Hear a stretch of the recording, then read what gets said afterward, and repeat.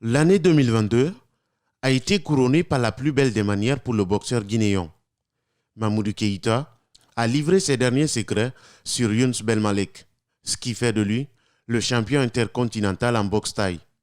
Il ne tarit pas de joie à l'effet de retrouver son pays natal. Ces derniers temps, à cause du Covid, il n'y a pas assez de personnes dans les combats. Et moi, je sais toujours, après chaque victoire ici, je suis accueilli par toute la Guinée et ça fait plaisir. Le 18 décembre est une date historique pour Mamoudou Keïta. À 72 heures de son combat avec Ben Malek, alors qu'il se trouvait déjà dans une clinique, Mamoudou a reçu une nouvelle extra sportive.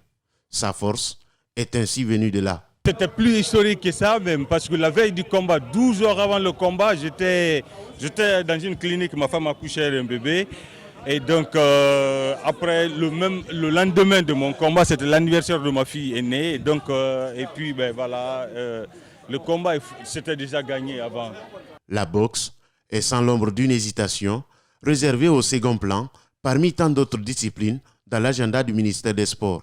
Le champion intercontinental espère relever le curseur un peu plus haut pour sa fédération.